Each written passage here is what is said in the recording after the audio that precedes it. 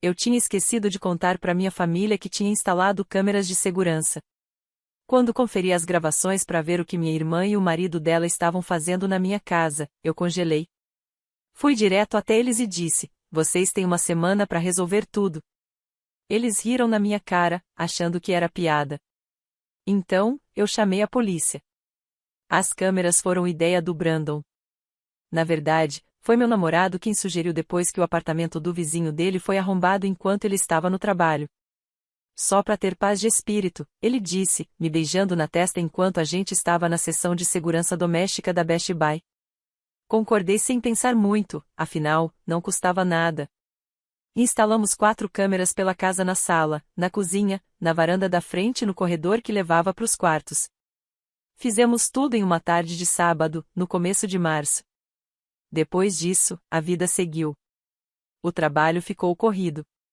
Brandon e eu começamos a planejar uma viagem para Seattle. As câmeras viraram parte do fundo da minha rotina, só mais uma coisa funcionando em silêncio. Minha irmã, Melissa, me ligou numa quarta-feira à noite, no fim de abril. A voz dela tinha aquele tom específico mesmo que ela dominou desde que se casou com o Dererick, 3 anos atrás. Oi, Nathalie, preciso te pedir um favor enorme.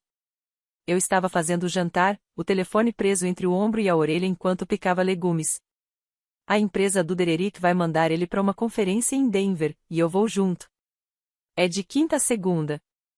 Será que a gente poderia ficar na sua casa? Nosso apartamento vai passar por dedetização contra cupins e as datas coincidem. Parei o corte no meio. Ficar na minha casa. Mas eu vou estar aqui. Ah! O tom dela mudou, ficando um pouco mais frio. Na verdade, a gente estava esperando poder ficar sozinhos. Você sabe como o Dererick fica estressado antes desses eventos de trabalho. Ele precisa de silêncio para preparar as apresentações. E, sinceramente, depois desse problema com os cupins, eu preciso de uma folga de verdade. Sua casa é tão tranquila comparada ao nosso prédio. Algo naquele pedido me soou estranho, mas a Melissa sempre foi assim meio dramática. Nossa mãe dizia que ela era cheia de manias com carinho na voz, como se fosse uma qualidade fofa, e não cansativa. Acho que posso ficar na casa do Brandon por uns dias, ouvi-me dizer. Mas vocês vão ter que cuidar das minhas plantas.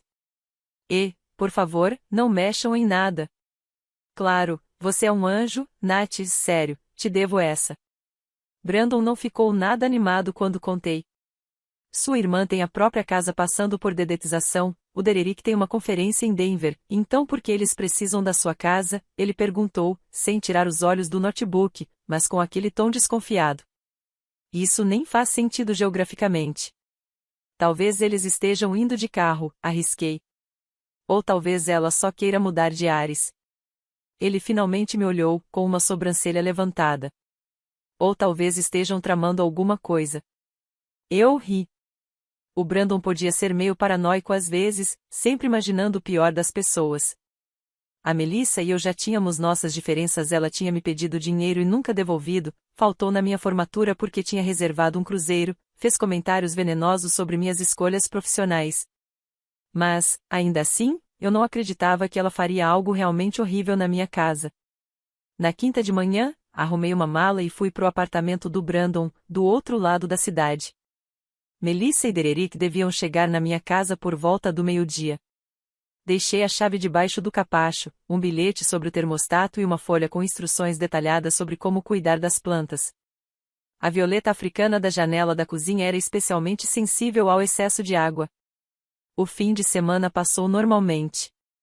Brandon e eu fizemos uma trilha no sábado e experimentamos um restaurante tailandês novo no domingo. Mandei uma mensagem para Melissa no sábado à tarde perguntando como estavam as coisas. Ela respondeu 3 horas depois com um simples emoji de joinha. Nada mais. Na segunda de manhã, voltei para casa por volta das 10. Brandon tinha que trabalhar, então fui sozinha, parando para pegar um café no caminho. A vizinhança parecia exatamente igual. A dona Patterson estava cuidando do jardim. A família Lopes finalmente tinha tirado a guirlanda de Natal. A árvore de bordo no meu quintal da frente começava a brotar. Tudo normal. Mas quando destranquei a porta da frente, o normal desabou. A sala parecia ter sido atingida por um tornado. As almofadas do sofá estavam espalhadas pelo chão. Minha mesa de centro tinha um risco enorme atravessando a superfície. Havia marcas de copos na madeira várias, como se alguém tivesse colocado bebidas repetidas vezes sem usar descansos. A estante, que eu havia organizado em ordem alfabética, estava uma bagunça, livros empurrados de qualquer jeito, alguns até de cabeça para baixo. Minha poltrona de leitura favorita tinha uma mancha na almofada, e parecia vinho tinto. Fiquei parada na porta, imóvel, o café esfriando na minha mão. Aquilo não podia estar certo. Melissa e Dererick eram desorganizados, sim, mas esse nível de desrespeito parecia proposital. A cozinha estava ainda pior. A pia cheia de louça, inclusive pratos que eu nem reconhecia. Será que eles trouxeram os próprios utensílios e deixaram tudo para eu lavar? O lixo estava transbordando, e o cheiro de comida podre enchia o ar. As portas dos armários estavam abertas, e minhas toalhas de prato novas, aquelas que ganhei de presente quando me mudei, estavam amassadas no chão, manchadas com o que parecia molho de macarrão. A violeta africana estava morta, completamente seca, com folhas marrons espalhadas pelo parapeito da janela. Quando entrei no meu quarto, o estômago virou.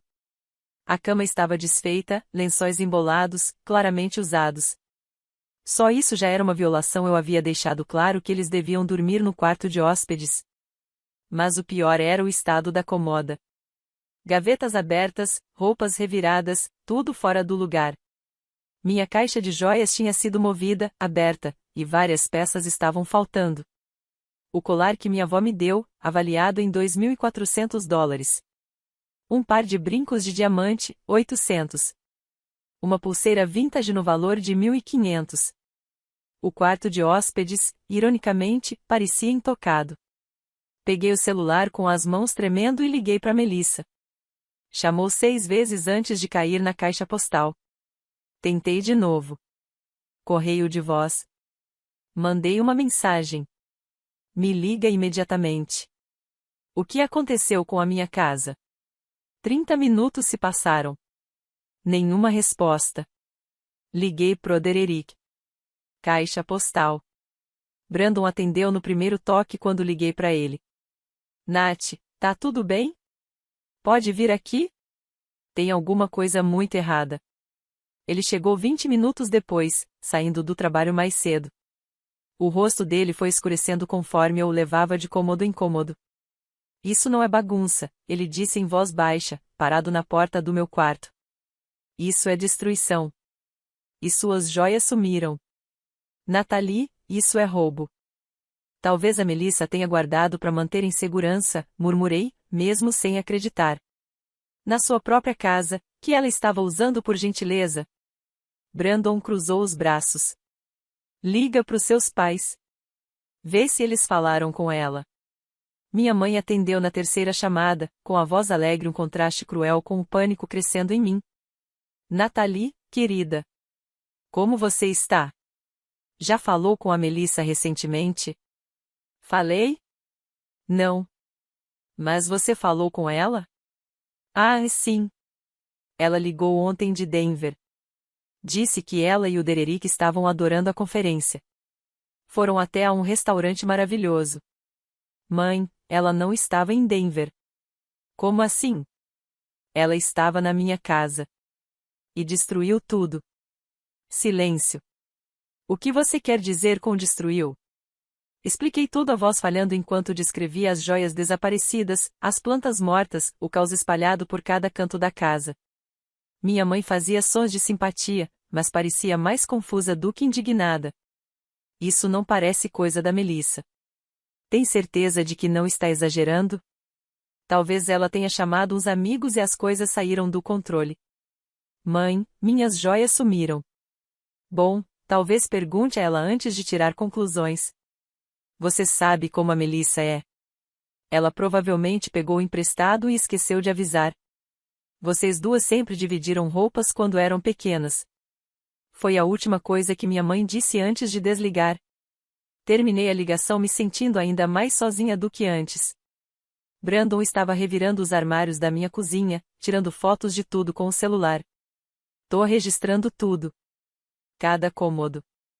Você vai precisar de provas. Provas? Perguntei. Do que vier a seguir.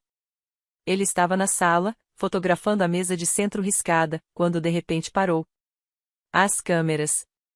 Eu tinha completamente esquecido das câmeras de segurança que instalamos em março, aquelas que tinham virado quase parte da mobília, invisíveis no meu dia a dia. Meu coração começou a disparar. Peguei o celular e abri o aplicativo.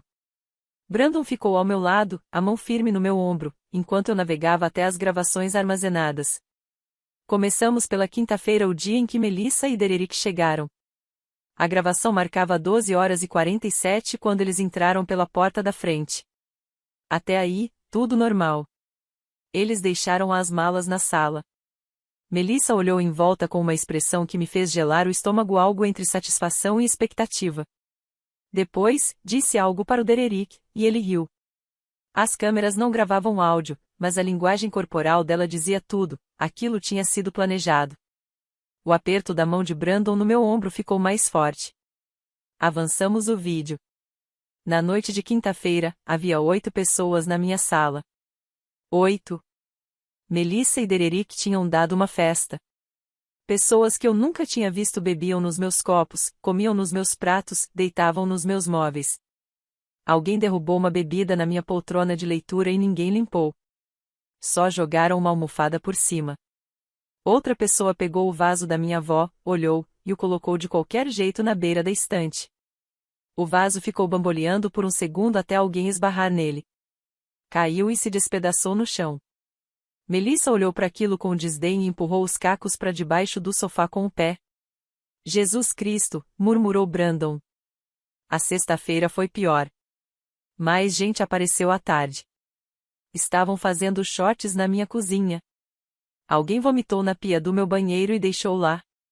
2 pessoas entraram no meu quarto, nem Melissa nem Dererick começaram a mexer nas minhas coisas. A mulher experimentava minhas roupas, tirando fotos no espelho. O homem abriu minha caixa de joias e enfiou várias peças no bolso, enquanto ela ria. Assistia tudo, quadro por quadro, e sentia algo gelado se espalhar pelo peito. No sábado, Melissa e Dererick estavam na minha cama, se beijando, enquanto os amigos ainda festejavam na sala. Eles nem tentaram esconder. Em um momento, Dererick foi até o quarto de hóspedes, pegou algo numa bolsa, e eu percebi eles estavam usando o meu quarto de propósito, como uma forma de me afrontar. Aquilo não era descuido. Era desprezo calculado. No domingo, a festa continuava, embora com menos gente. Minha casa já estava destruída. Alguém tinha rabiscado a parede com uma caneta permanente. Outro queimou um buraco no meu sofá com um cigarro. A cozinha parecia um campo de batalha. E o tempo todo, Melissa e Dererick riam, bebiam, sem mostrar um pingo de remorso. Na segunda de manhã, fizeram uma tentativa preguiçosa de limpar. Juntaram o lixo em sacos, mas deixaram tudo na cozinha. Fecharam os armários, mas não limparam nada. Melissa tentou reviver a violeta africana despejando um copo inteiro de água nela, o que só piorou. Às 9h15, eles pegaram as malas e foram embora. Antes de sair, Melissa olhou diretamente para uma das câmeras da sala e eu a vi dizer, com os lábios: "Valeu, mana." Brandon começou a andar de um lado para o outro, passando as mãos pelos cabelos. "Você precisa ligar para a polícia. Agora. Isso é invasão de propriedade e destruição de bens. Roubo." "Eles tinham permissão para ficar aqui", murmurei, ainda atordoada, com os olhos fixos na tela do celular. "Não para fazer isso. Não para roubar de você. Nem para dar festas e destruir suas coisas." Brandon segurou meus ombros, me obrigando a encará-lo. "Natalie, sua irmã e o marido dela te usaram. Eles planejaram isso. Você precisa reagir." Mas eu não conseguia me mover. Tudo em que eu pensava era na Melissa criança dividindo o quarto comigo, pegando minhas roupas emprestadas, trançando meu cabelo antes da escola. Como chegamos a isso?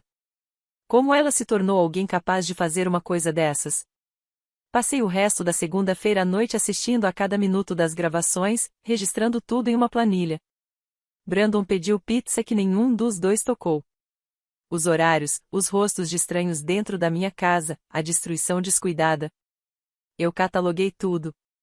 Havia um momento, na sexta noite, em que alguém derramava uma garrafa inteira de vodka no meu piso de madeira e simplesmente deixava lá, o líquido se infiltrando no verniz. Assisti Melissa passar por cima da poça sem nem olhar. Em outro trecho, Dererick aparecia no meu escritório, mexendo nas gavetas da minha escrivaninha. Ele pegou meu passaporte, folheou como se fosse uma revista e jogou de lado. Depois encontrou meu notebook, aquele que eu guardava no armário porque tinha todo o meu trabalho freelancer, tentou alguns senhas e, frustrado, bateu a tampa com tanta força que rachou a tela. O banheiro de hóspedes revelava mais horrores. Alguém entupiu o vaso sanitário e deixou daquele jeito. As toalhas de banho presentes que eu tinha ganhado estavam encharcadas no chão, manchadas de maquiagem e, ao que parecia, tinta de cabelo. No espelho, desenhos grosseiros feitos com batom. Senti o rosto queimar de raiva. Eram adultos, gente de 30 e poucos anos, agindo como adolescentes destrutivos. Quando o sol de terça-feira chegou, eu mal tinha dormido. Brandon desabou no sofá por volta das 3 da manhã, mas eu fiquei acordada, organizando tudo em uma pasta no computador: vídeos, fotos dos estragos, notas fiscais com o valor dos itens roubados, tudo separado e identificado. O colar da minha avó, avaliado em $2.400 há 2 anos. Os brincos, 800. A pulseira vintage, um achado de 1.500 em uma venda de herança. Liguei pro trabalho dizendo que estava doente.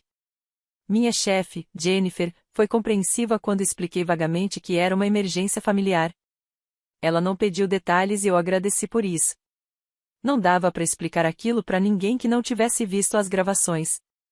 Por volta das 10 da manhã, meu celular vibrou. Era uma mensagem da minha prima mais nova, Amy. Oi, ouvi por alto na família que aconteceu alguma coisa com a Melissa.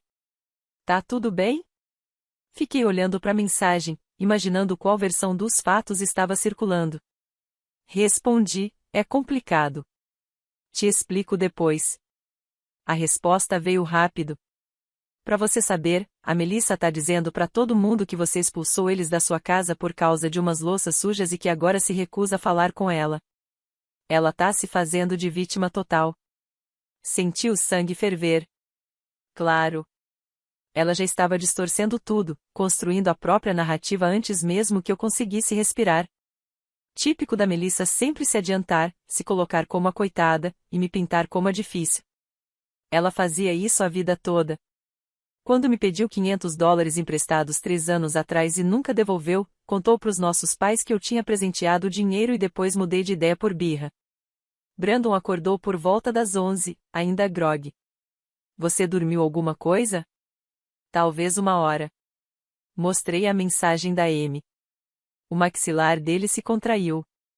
Ela já tá fazendo controle de danos. Você precisa se antecipar, Nath, documenta tudo antes que ela distorça a história até ficar irreconhecível.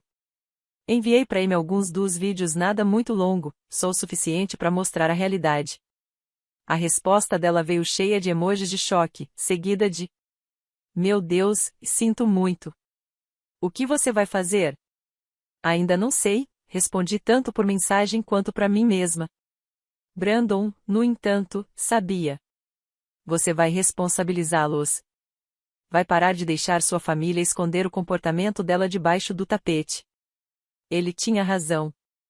Mas o peso dessa decisão parecia esmagador. Ir contra a própria família mesmo quando ela te machuca quebrava uma regra silenciosa com a qual eu cresci: proteja os seus, mantenha os problemas em casa, não exponha a sujeira. A voz da minha mãe ecoava na minha cabeça, repetindo: família é tudo. Como se fosse um mandamento sagrado, e não uma diretriz que deveria vir com condições. Pensei em ligar pro meu pai, que sempre foi o mais racional entre os dois. Mas lembrei de como ele lidou com as coisas quando a Melissa estragou minha festa de formatura do ensino médio, ficou bêbada e causou um escândalo. Ele me chamou de lado e pediu para eu ser a mais madura e não criar confusão, para não chatear minha mãe. Melissa nunca pediu desculpas. O padrão sempre esteve lá. Eu só não queria enxergar. Na tarde de terça-feira, já tinha recebido 7 mensagens de diferentes parentes. Minha tia Carol mandou mensagem perguntando o que estava acontecendo entre as meninas. O tio Frank escreveu dizendo que tinha ouvido falar de um mal-entendido e que família deve resolver as coisas conversando. Até a melhor amiga da minha mãe, uma mulher que eu mal conhecia, se sentiu no direito de me mandar mensagem perguntando se eu estava sendo justa com a Melissa. Nenhum deles tinha visto as gravações. Nenhum sabia da verdade. Mas todos já tinham decidido que eu era errada, simplesmente porque Melissa tinha chegado primeiro com a versão dela dos fatos. Encaminhei os vídeos para o meu pai. Sem contexto, sem explicações, apenas os trechos mostrando as festas, os roubos, a destruição e a despedida de Melissa. Valeu, mana. Depois disso, desliguei o celular e fiquei sentada no silêncio da minha casa destruída, com a sensação de estar num cruzamento onde todas as direções levavam à dor. Na manhã de terça-feira, Melissa finalmente me ligou de volta. A voz dela estava leve, animada. Oi? Desculpa, não consegui te atender ontem. A gente estava super ocupado desempacotando aqui em casa. Como tá a casa? Deixamos tudo direitinho? Respirei fundo. Não, Melissa. Vocês não deixaram tudo direitinho. Vocês destruíram minha casa. Fizeram festas. Dormiram na minha cama. Seus amigos roubaram minhas joias. Eu tenho tudo gravado. Silêncio. Depois, uma risada nervosa. Do que você tá falando? A gente não tinha câmeras. Você não tem câmeras. Instalei em março. Tenho imagens de tudo. Cada pessoa que entrou, cada copo derramado, cada coisa roubada. Tudo. Mais silêncio. Quando ela falou de novo, o tom mudou, ficou defensivo. Olha, alguns amigos passaram lá, tá? A gente achou que você não se importaria. E a gente limpou. Se sumiu alguma coisa, talvez você tenha perdido. Eu vi alguém pegando minhas joias nas câmeras. Eu vi você chutando o vaso quebrado para baixo do sofá. Vi o Derek queimando meu sofá com cigarro. Ai, que drama. Não foi tão grave assim. 5 minutos depois que desliguei, meu pai me ligou. Quando atendi, vi 12 chamadas perdidas dele. A voz dele estava tensa, carregada. Nathalie, eu vi os vídeos que você mandou. Houve uma pausa longa. Eu não fazia ideia. Sua mãe me disse que era só uma questão de limpeza, que você estava exagerando. Mas... Jesus, Nath, isso é sério. Eu sei. O que você vai fazer? Foi a primeira vez que alguém da minha família me perguntou o que eu ia fazer, em vez de dizer o que eu devia fazer. A pergunta soou quase como uma permissão. Vou dar a ela uma chance de consertar as coisas. Se não fizer isso, vou prestar queixa. Sua mãe vai surtar. A Melissa surtou primeiro. Só que foi dentro da minha casa. Ele suspirou. Consegui imaginá-lo no escritório, esfregando as têmporas do jeito que fazia quando estava estressado. Eu vou te apoiar. O que quer que você decida. Desculpa por não ter percebido antes. Eu sabia que a Melissa tinha problemas com limites, mas achei que ela tivesse amadurecido. Pessoas egoístas não amadurecem, pai. Só ficam melhores em esconder isso. Depois que desligamos, senti um pequeno alívio. Pelo menos uma pessoa da família entendia a gravidade do que tinha acontecido. Brandon preparou almoço, sanduíches de queijo grelhado que tinham gosto de papelão na minha boca, mas eu comi mesmo assim. Eu precisava cuidar das coisas práticas. Já tinha começado a pedir orçamentos para os reparos. O simples reparo do piso de madeira ia custar R$ 1.200.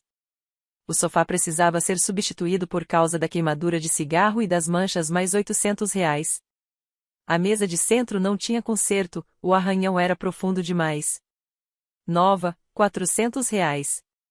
A estante tinha uma prateleira quebrada, R$ 200 em peças e mão de obra. Para repintar a parede onde alguém tinha rabiscado com marcador permanente, R$ 600. Limpeza profunda do banheiro e troca do vaso sanitário, R$ 700. A tela do meu notebook, que o Derek tinha rachado, R$ 300. Criei outra planilha, dessa vez registrando cada custo de reparo com o respectivo orçamento. O total passou de R$ 4.200 antes mesmo de eu contabilizar todos os danos e isso sem incluir as joias roubadas ou o impacto emocional de ter meu lar tão brutalmente violado. Brandon me encontrou sentada à mesa da cozinha, cercada de recibos e orçamentos impressos. O notebook aberto, cheio de abas com lojas de móveis e serviços de manutenção. Você devia anotar o tempo que está gastando com tudo isso também, ele disse em voz baixa. As horas que você passa consertando o estrago deles têm valor.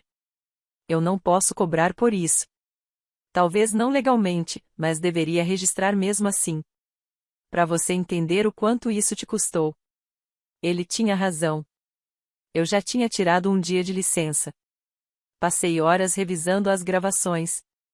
Ia gastar semanas coordenando concertos, encontrando prestadores, substituindo coisas.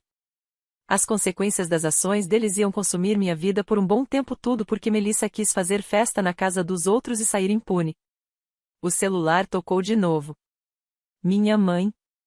Quase não atendi, mas sabia que ignorar só pioraria as coisas. Oi, mãe. Nathalie, seu pai me mostrou aqueles vídeos. A voz dela estava afiada, irritada, mas não consegui saber se a raiva era da Melissa ou de mim, por ter exposto tudo. Isso é assunto de família. Você precisa resolver isso em particular. Eu pretendo. Vou dar uma semana para Melissa devolver o que roubou e pagar pelos concertos. Uma semana? Isso não é tempo suficiente. Você sabe o quanto isso vai custar? Sei exatamente quanto, já que sou eu quem passou o dia todo pedindo orçamentos. Minha voz saiu mais dura do que eu queria. A Melissa teve 5 dias para respeitar minha casa. Escolheu festa e roubo em vez disso. Uma semana é generosidade. Você vai destruir essa família por causa de algumas coisas? Não, mãe. Quem destruiu foi a Melissa. Minha confiança. Minha casa. Minha sensação de segurança. Eu só decidi que não vou bancar o divertimento dela pagando pelos danos. Se você prestar queixa, talvez ela finalmente enfrente as consequências. Quantas vezes ela pegou dinheiro emprestado e não devolveu? Quantas vezes arruinou eventos ou relacionamentos e ninguém fez nada além de pedir para todo mundo relevar? As palavras saíram sem filtro, anos de frustração condensados em clareza. Chega de ser eu quem cede. Chega de ser a razoável enquanto ela faz o que quer. A voz da minha mãe ficou gelada. Eu te criei melhor do que esse comportamento vingativo. Você me criou para me defender. É o que estou fazendo. Ela desligou. O silêncio que veio depois foi mais pesado que qualquer briga. Brandon apareceu na porta, com o rosto marcado pela preocupação. Você tá bem? Não, mas eu vou ficar. Ele pegou o celular da minha mão e colocou no viva voz. Aqui é o Brandon. Vocês têm uma semana para resolver tudo. Devolvam o que roubaram, consertem o que destruíram, ou a Nathalie vai à polícia. Isso não é negociável. Ele desligou. Uma semana? Perguntei. Uma semana para fazer o certo. Se eles se importarem, se ainda tiverem um pingo de decência, vão resolver. E se não resolverem, você não vai ter escolha. Na tarde de quarta-feira, Melissa apareceu na minha porta com o Derek, prova de que levaram a ameaça a sério bastante para vir pessoalmente. Abri a porta e ela já veio na defensiva. Não acredito que você tá fazendo esse escândalo. Somos família. Família ajuda um ao outro. Família não destrói a casa um do outro. Derek deu um passo à frente, com um sorriso arrogante. Você precisa se acalmar. Algumas coisas quebraram, acontece. É o desgaste normal do uso. E sobre suas joias, talvez você devesse cuidar melhor das suas coisas. Estou te dando uma semana, eu disse, mantendo a voz firme. Devolvam o que roubaram, paguem pelos reparos ou eu vou à polícia. Os dois riram. Riram mesmo, como se eu tivesse contado uma piada. Melissa enxugou os olhos, ainda rindo. Meu Deus, você tá falando sério. Nath, a polícia não vai fazer nada. A gente tinha sua permissão para ficar aqui. No máximo isso é um assunto civil. Boa sorte tentando provar que a gente fez alguma coisa errada. Eu tenho câmeras, repeti. E daí? retrucou Derek, cruzando os braços. Você nos deu as chaves. Ficamos na sua casa com sua permissão. Se alguém apareceu, isso não é crime. Se alguma coisa quebrou, foi acidente. E suas joias? A gente não pegou nada. Prova. Eu posso provar. Tenho gravação dos seus amigos levando. Melissa respondeu com doçura fingida. Amigos de quem a gente nem sabe o nome? Pessoas aleatórias que talvez tenham aparecido. Como isso é culpa nossa? Eles não estavam me levando a sério ali, parados na minha varanda, com aquele sorrisinho de deboche, como se eu fosse uma criança fazendo birra. Brandon apareceu atrás de mim, firme como uma parede. Uma semana, repetiu ele. Ou vamos à polícia com as imagens. Boa sorte com isso, disse Derek, já virando as costas. Vamos, Mel. Sua irmã precisa amadurecer. Assisti os dois entrarem no carro e irem embora. Algo dentro de mim endureceu. A arrogância, o desprezo, a completa falta de remorso, tudo isso cristalizou a minha decisão de um jeito que nada mais conseguiria. Eles realmente acreditavam que ficariam impunes. Que eu era passiva demais, preocupada demais em manter a paz, com medo demais de causar drama familiar para reagir de verdade. Brandon fechou a porta e olhou para mim. Agora ficou mais fácil para você. Sem mais dúvidas, certo? Sem mais dúvidas.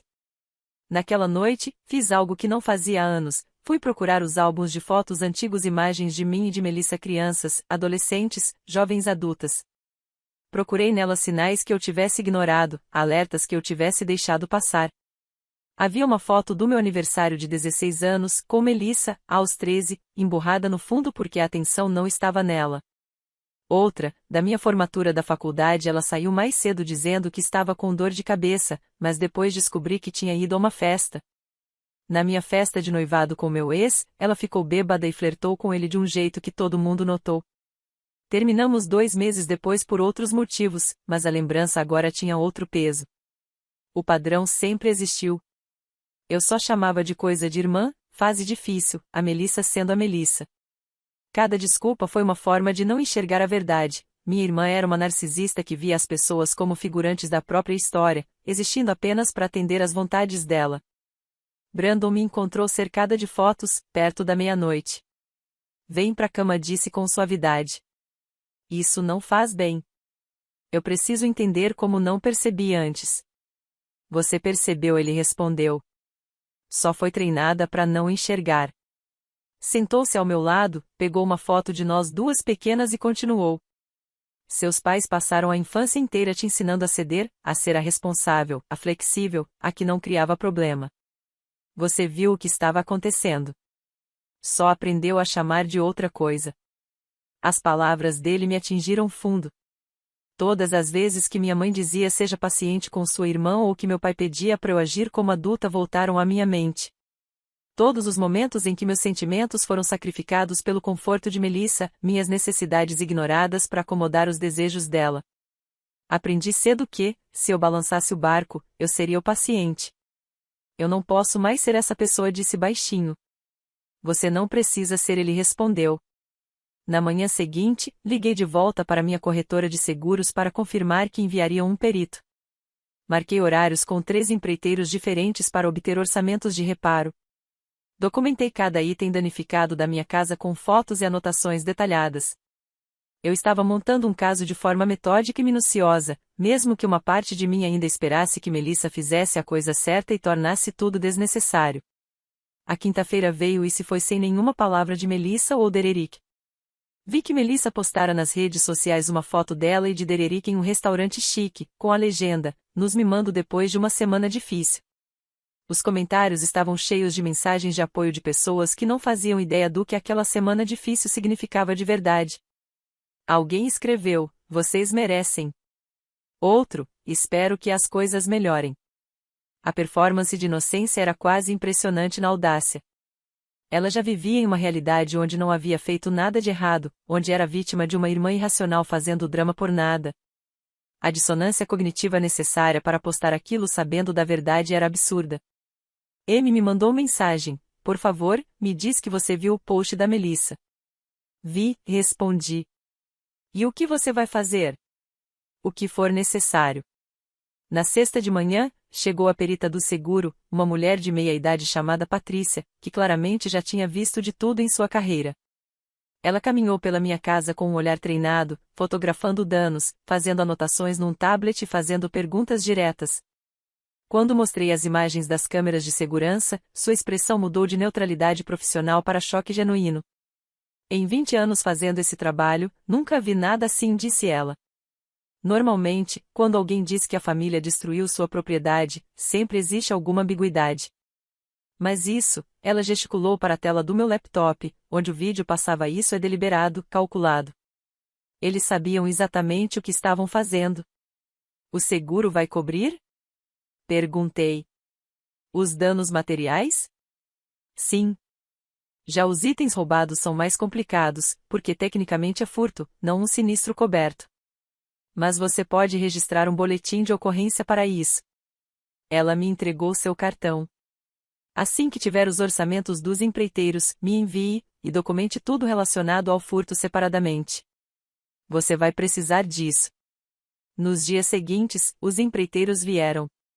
Cada orçamento confirmava minhas estimativas iniciais.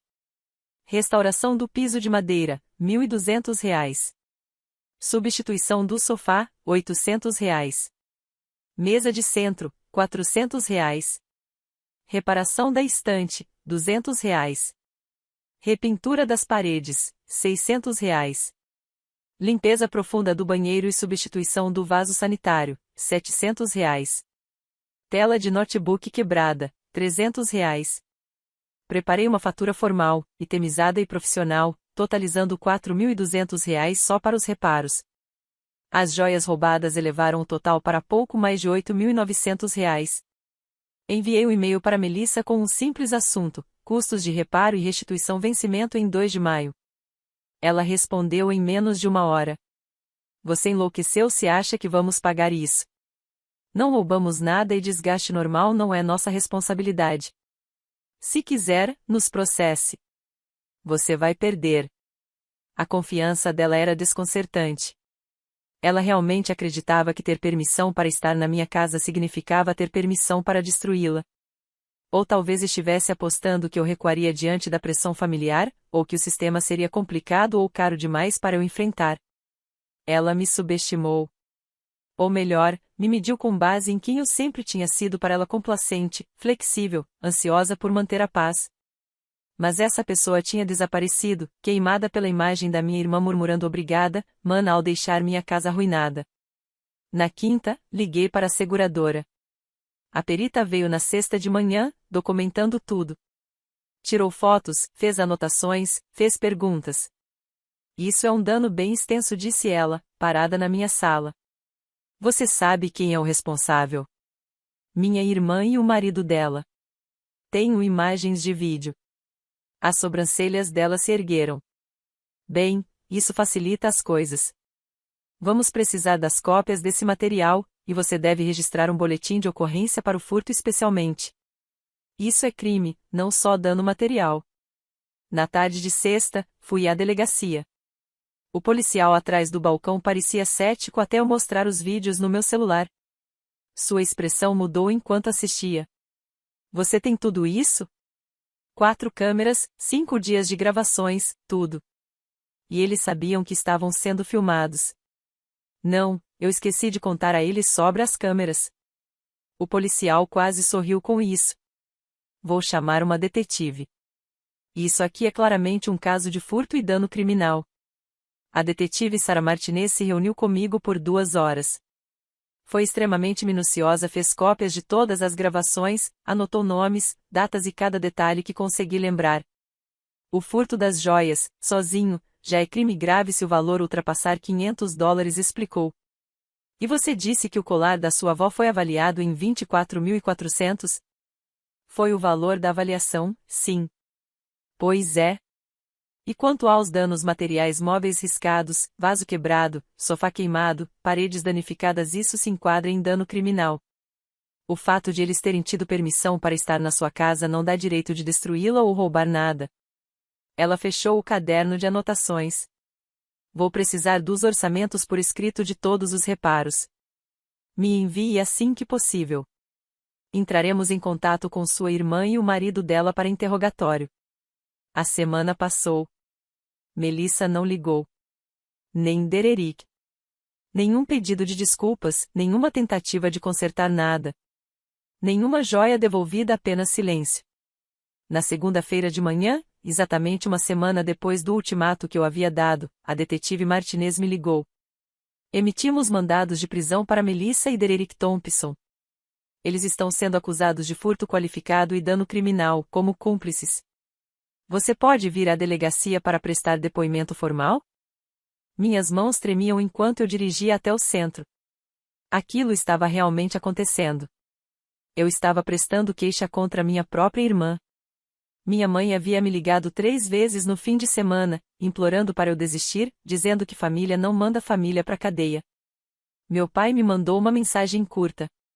Você está destruindo essa família. Mas, em pé na minha casa destruída, olhando para o espaço vazio onde o colar da minha avó deveria estar, eu sabia que tinha feito a escolha certa. Melissa e Dererick foram presos na manhã de terça-feira. A notícia logo se espalhou, porque ele trabalhava em uma empresa de tecnologia de destaque, em um cargo alto, e as imagens de segurança eram incriminadoras. O empregador dele tinha uma política rígida de ética. Casal é acusado de crime após cuidar da casa da irmã, dizia a manchete. Alguém na delegacia vazou trechos das gravações online, uma violação séria, que depois resultou em investigação interna. De repente, todo mundo estava vendo Melissa empurrar meu vaso com o pé para debaixo do sofá, vendo os amigos dela vasculharem minhas joias, assistindo a verdade feia do que eles tinham feito. Meu celular explodiu de mensagens. Algumas solidárias. Você fez o que precisava fazer. Outras cruéis. Como você pôde mandar sua irmã para a cadeia por causa de umas coisas quebradas? Parentes com quem eu não falava há anos decidiram ter opiniões sobre minhas escolhas. Melissa me ligou da prisão, chorando. Por favor, Nath, por favor, retira as acusações. Eu vou perder meu emprego. O Dererick também. Vamos ter ficha criminal. Por favor, eu sou sua irmã. Você devia ter pensado nisso antes de destruir minha casa, respondi baixinho. Antes de roubar de mim. Antes de rir na minha cara quando te dei a chance de consertar as coisas. A gente vai te pagar de volta. Vamos arrumar tudo. Só, por favor. Você teve uma semana para oferecer isso. Em vez disso, você riu de mim. Desliguei. Brandon me abraçou enquanto eu chorava, não porque me arrependia da decisão, mas porque estava de luto pela irmã que eu achava que tinha. A pessoa em quem eu acreditava, aquela Melissa carinhosa e falha, mas boa no fundo, nunca existiu. Essa versão, a que me usava, zombava de mim e destruía o que eu construí. Essa era a verdadeira Melissa. Eu só me recusava a enxergar. O processo judicial levou meses. Melissa e Dererick aceitaram um acordo, se declarando culpados por acusações reduzidas em troca de restituição e liberdade condicional. Eles tiveram que me reembolsar por tudo: as joias, os reparos, o dano emocional, além de custas judiciais e indenização punitiva. O total passou de $15.000. Minha seguradora havia se oferecido para cobrir os reparos, mas recusei o pagamento. Preferi buscar restituição completa pelos tribunais, como era meu direito enquanto vítima. Eu queria que eles enfrentassem todas as consequências financeiras de suas ações. Eles pagaram em parcelas, cada cheque era um lembrete do que haviam feito. Dererick perdeu o emprego depois que o vídeo viralizou. A empresa onde ele trabalhava tinha uma cláusula moral e não podia manter um funcionário em cargo de liderança enfrentando acusações criminais. Melissa também foi demitida quando o empregador dela, uma ONG, viu as imagens e concluiu que aquilo violava o código de conduta da instituição. Sem renda, eles tiveram que se mudar para a casa dos pais de Dererick. Minha mãe me culpou por tudo. Você arruinou a vida deles por causa de coisas materiais, disse ela em uma das nossas últimas conversas. Eu não te criei para ser tão vingativa. Você me criou para me defender, corrigi. Ou pelo menos alguém me ensinou isso. As audiências foram surreais. Tive que sentar em um tribunal e assistir a minha irmã vestida de forma recatada, provavelmente com roupas emprestadas para a ocasião, dizer ao juiz que estava arrependida. O advogado dela enfatizou que ela não tinha antecedentes, que foi um erro cometido em um momento difícil, que havia aprendido a lição. O advogado de Dererick fez o mesmo. Ambos choraram lágrimas verdadeiras alegando que nunca quiseram que as coisas chegassem tão longe. A promotora, uma mulher incisiva chamada Lisa Shane, exibiu trechos selecionados das gravações. Assistir aquilo em uma tela enorme, no meio do tribunal, tornava tudo ainda mais devastador. O rosto do juiz endureceu ao ver Melissa empurrando o vaso quebrado para debaixo do sofá.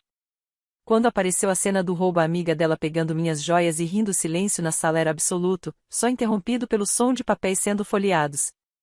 Isso não foi um erro, disse a juíza Morrison, com a voz firme. Foi um comportamento deliberado, contínuo e destrutivo, repetido ao longo de vários dias. A ré teve inúmeras oportunidades de interromper o que estava acontecendo, de evitar os danos, de proteger a propriedade da irmã. Em vez disso, participou ativamente da destruição. O advogado de defesa tentou argumentar que a sentença deveria ser branda, que prisão seria desproporcional. A promotora pediu o máximo previsto. No fim, a juíza ficou no meio-termo. Liberdade condicional, serviço comunitário, restituição obrigatória e pena de prisão suspensa, que seria aplicada caso violassem as condições. Vocês têm sorte de a sua irmã aceitar restituição em vez de insistir na pena máxima, disse a juíza Morrison. Muitas vítimas não seriam tão misericordiosas diante de uma violação de confiança tão profunda. A palavra misericordiosa ficou ecoando na minha cabeça. Será que eu estava sendo misericordiosa? Não parecia. Parecia apenas pragmatismo. Eu não queria vê-los presos, queria meu dinheiro de volta e minha vida restaurada. Mas minha mãe viu de outro modo. Após a sentença, ela me encurralou no corredor do tribunal, o rosto vermelho de tanto chorar. Está feliz agora?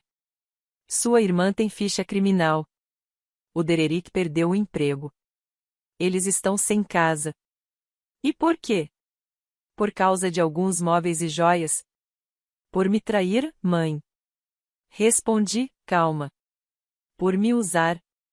Por rir na minha cara quando dei a chance de consertar as coisas. Isso não é sobre objetos. É sobre decência humana básica. E a Melissa provou que não tem nenhuma. Ela é sua irmã. Ela deixou de ser minha irmã quando decidiu destruir minha casa por diversão.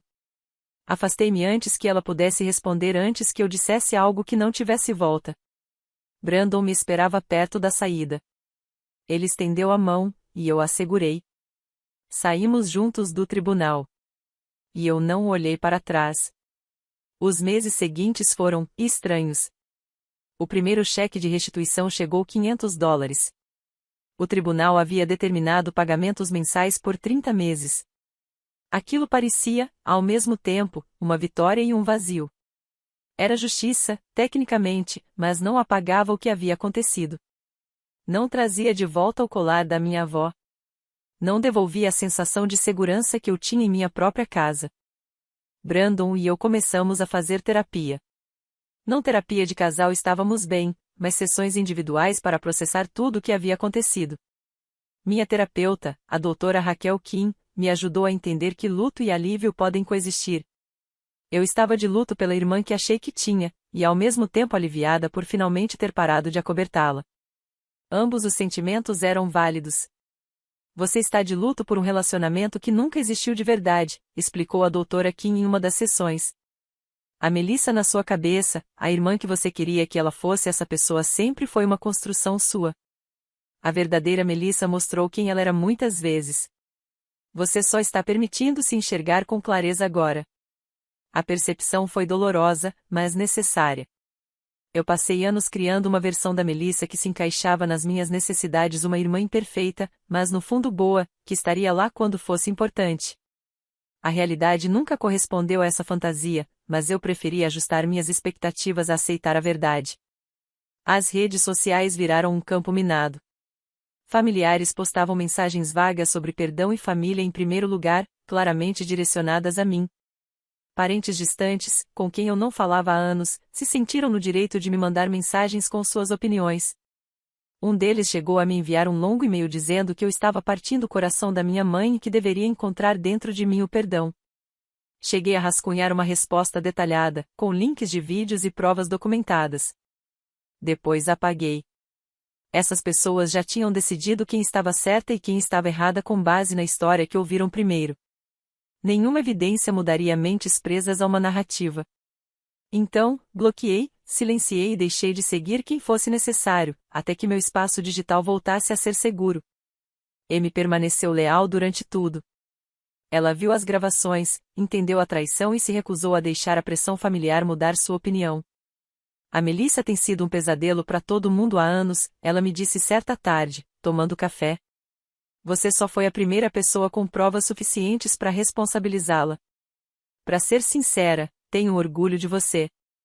O apoio dela significou mais do que eu conseguia expressar. Ter ao menos um membro da família que compreendia o que eu sentia tornava suportável o isolamento causado pelos outros. Nunca fomos muito próximas crescendo, mas o trauma tem esse jeito de revelar quem é sua família de verdade e às vezes não são as pessoas com quem você compartilha DNA. O trabalho virou meu refúgio. Meus colegas sabiam que algo tinha acontecido, mas respeitaram minha privacidade.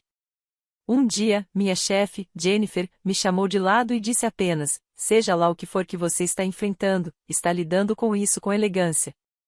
Tire o tempo que precisar. Eu não tirei folga. Me enterrei em projetos, deixando prazos e reuniões preencherem os espaços onde a ansiedade poderia entrar. A produtividade virou armadura. Se eu estivesse ocupado o suficiente, não teria tempo para pensar que metade da minha família não falava mais comigo. Se eu me concentrasse o bastante, não teria como me perguntar se fiz a coisa certa. Hoje, quase não falo com minha família.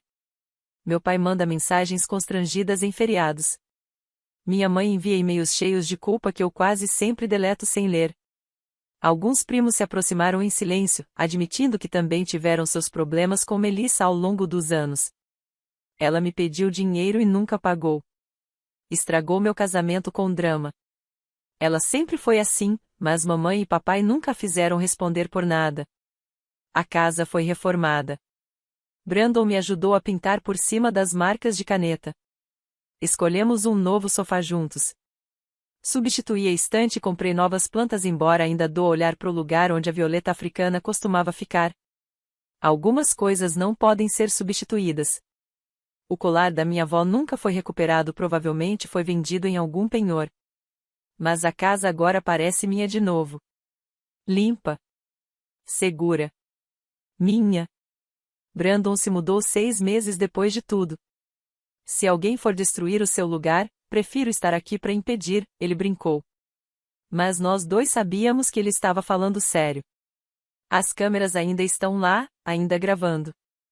De vez em quando eu as verifico, só para ver nossa vida normal e sem graça, nós cozinhando o jantar, assistindo TV, respeitando nosso próprio espaço. Como adultos. Como pessoas que realmente se importam com o lugar onde vivem. Melissa tentou entrar em contato no mês passado. Mandou um e-mail longo, dizendo que tem feito terapia e quer se redimir. Afirma que agora entende o que fez de errado, que o estresse do casamento desmoronando, eles se divorciaram 18 meses depois da sentença, a fez agir daquela forma. Diz que é uma pessoa diferente, que quer reconstruir nossa relação. Que sente falta da irmã. Eu ainda não respondi. Talvez um dia eu responda. Talvez quando o tempo tiver passado o suficiente, quando a raiva tiver se transformado em algo mais manejável, eu consiga conversar com ela. Mas, por enquanto, tudo em que consigo pensar é no rosto dela nas câmeras, murmurando obrigada antes de sair da minha casa destruída. Penso na risada dela quando implorei para que fizesse a coisa certa. Algumas traições não se apagam só porque a pessoa ficou arrependida depois de enfrentar as consequências. Algumas pontes, depois de queimadas, não se reconstroem com desculpas e sessões de terapia. Talvez isso me torne fria. Talvez implacável. Mas também me torna alguém que conhece o próprio valor. Que sabe que família não é desculpa para abuso. Que entende que algumas pessoas só pedem perdão quando já perderam tudo. Minha casa está quieta agora. Brandon está na cozinha preparando café. A luz da manhã atravessa as janelas limpas e ilumina os móveis intactos. Eu rego minhas novas plantas, com cuidado e atenção. As câmeras registram tudo. Só mais uma terça-feira comum. E tudo o que eu sinto é paz. Às vezes, a melhor vingança não é dramática nem cruel. Às vezes, é simplesmente se recusar a deixar alguém voltar depois que essa pessoa te mostrou exatamente quem é. Às vezes, é construir uma boa vida sem ela e nunca mais olhar para trás. As câmeras ainda estão gravando, mas hoje não há nada de interessante para ver. Apenas uma mulher que aprendeu a se proteger, que escolheu a própria paz em vez da obrigação familiar, que decidiu que merecia mais do que pessoas que confundem gentileza com fraqueza. E, sinceramente, eu nunca fui tão feliz.